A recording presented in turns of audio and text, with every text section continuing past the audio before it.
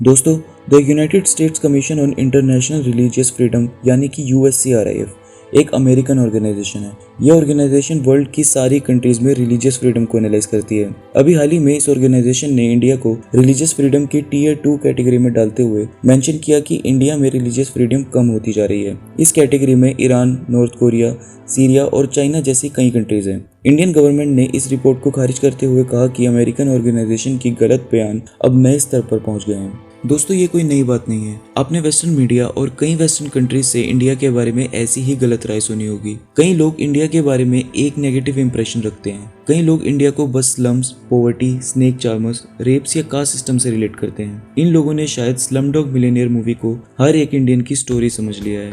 दोस्तों, हम मानते हैं कि हमारी कंट्री में प्रॉब्लम्स हैं जो कि किस कंट्री में नहीं होती, लेकिन वेस्टर्न कंट्रीज के कुछ मीडिया चैनल्स और मैगजीन्स इंडिया की सिर्फ नेगेटिव साइड शो करने में लगी रहती हैं। इंडिया की अचीवमेंट शायद वो जानते नहीं या बताना नहीं चाहते, और वहाँ के सिटीजन्स भी मीडिया की बात सुन के उन्हीं बातों को सच मान लेते हैं। लेकिन दोस्तों, आज हम इस मीडिया को आईना दिखाते हुए बताएंगे कि इंडिया इनकी नेगेटिव सोच से बहुत आगे है और लगातार आगे बढ़ रही है। इंडिया और इंडियंस ना तो इनकी सोच जैसे हैं और ना हम किसी से पीछे हैं। इतने सालों की गुलामी और लूट के बाद भी इंडिया कई सेक्टर्स में बहुत तेजी से ग्रो कर रहा है। हम लोग इंडिपेंडेंस के बाद कहां से कहां पहुंच गए, लेकिन आज भी हमारी इमेज को गलत तरीके से दिखाया जाता है। वेस्टर्न मीडिया शायद भूल गया है कि इंडिया काफी सालों से वर्ल्ड की फास्टेस्ट ग्रोइंग इकोनॉमीज में से एक है।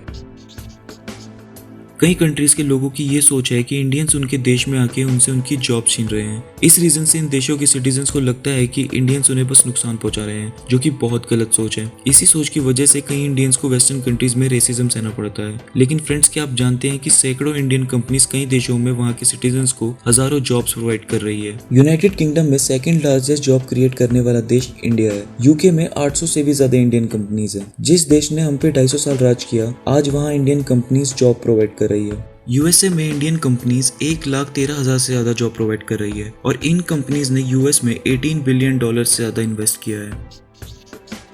दोस्तों, आज 21st सेंचुरी में जहां लोग जेंडर इक्वालिटी की बात करते हैं, वहां कुछ गलत लोगों की वजह से रेप हमारी सोसाइटी के लिए काफी गंभीर समस्या बन चुका है। रेप एक ऐसा क्राइम है जिसे सबसे पहले खत्म करने की जरूरत है। कई बार वेस्टर्न मीडिया इंडिया में हो रहे रेप्स के बारे में रिपोर्ट करते हुए एक ऐसी इमेज क्रिएट करने की कोशिश करता है जैसे रेप सिर्फ इंडिया की प्रॉब्लम है। लेकिन यही मीडिया के लोग अपनी कंट्रीज में हो रहे रेप के अगेंस्ट उतना अग्रेसिवली रिपोर्ट नहीं करते। यहाँ तक दिल्ली को रेप कैपिटल का नाम दिया गया है। वैसे तो दुनिया के किसी भी कोने में रेप टॉलरेट नहीं करना चाहिए, लेकिन वेस्टर्न मीडिया को मालूम होना चाहिए कि इंडिया में होने वाले रेप के फिगर्स वेस्टर्न कंट्रीज के आसपास भी नहीं है। यूनाइटेड नेशंस के रिकॉर्ड्स के अकॉर्डिंग रेप केसेस पर 1 मिलियन पॉपुलेशन में India, Germany, USA, Sweden, Australia और यूके जैसे डेवलप्ड कंट्रीज से कई गुना पीछे है। यहाँ तक लैटिन अमेरिका और यूरोप की कई कंट्रीज में चाइल्ड सेक्स टूरिज्म काफी बड़ी प्रॉब्लम बन चुका है। वेस्टर्न मीडिया को इंडिया की ऐसी इमेज क्रिएट करने से पहले अपनी कंट्रीज की प्रॉब्लम से डील करने के बारे में ज्यादा सोचना चाहिए।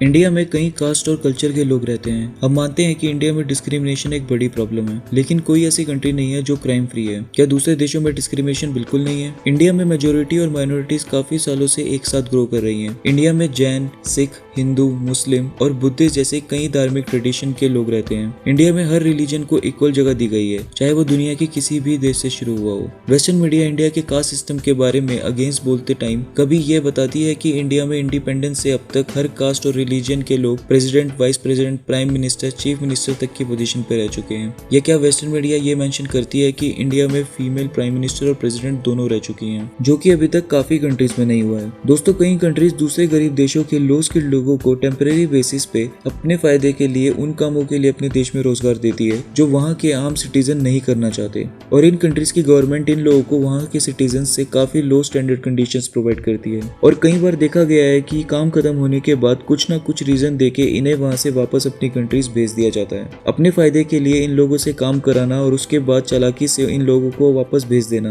क्या ये एक्सप्लॉयटेशन नहीं है? एटलीस्ट हम इंडियंस अपनी प्रॉब्लम्स जानते हैं और सच में इन्हें फिक्स करना चाहते हैं। हम अपनी प्रॉब्लम्स चाहे कितना भी डिस्कस करें, लेकिन इंडियंस दूसरे देशों की प्रॉब्लम्स को यूज करके दुनिया में कोई नेगेटिविटी नहीं फैलाना चाहते। फ्रेंड्स, हम में से कई लोग ये बात नहीं जानते होंगे कि 2019 तक यूएसए में 4 करोड़ से ज्यादा लोग पॉवर्टी लाइन के नीचे थे, जिसमें 1.5 करोड़ 18 साल से नीचे के सिटीजन मौजूद हैं। 4 करोड़ ऐसे लोग भी अमेरिका में रहते हैं जो खाने तक के लिए स्ट्रगल कर रहे हैं। यानी दुनिया की सबसे डेवलप्ड कंट्री की भी 10% पॉपुलेशन पॉवर्टी में है। अब आप ये सोचेंगे कि 21 ट्रिलियन से ज्यादा इकोनॉमी वाले देश के लोग पॉवर्टी में कैसे हो सकते हैं? तो इसका main reason economic inequality disparity है। टॉप 1% अमेरिकन के पास टोटल इकोनॉमी का 38.5% हिस्सा है, जहां टॉप 10% अमेरिकन के पास 70% इकोनॉमी का हिस्सा है, यानी लगभग $14.6 ट्रिलियन टॉप 10 और बाकी $6.3 ट्रिलियन 90% पॉपुलेशन के पास है। काफी वेस्टर्न कंट्रीज रोल मॉडल बनने की कोशिश करती है, लेकिन इनकी अपनी प्रॉब्लम्स काफी बड़ी है। यूनाइटेड किंगडम में 5 में से एक फैमिली पॉवर्टी में जी रही है, यानी कि 20% पॉपुलेशन गरीब है, जो कि काफी बड़ी फिगर्स हैं। एंड फ्रेंड्स, इनमें से कई लोग खाने तक के लिए रोज स्ट्रगल कर रहे हैं।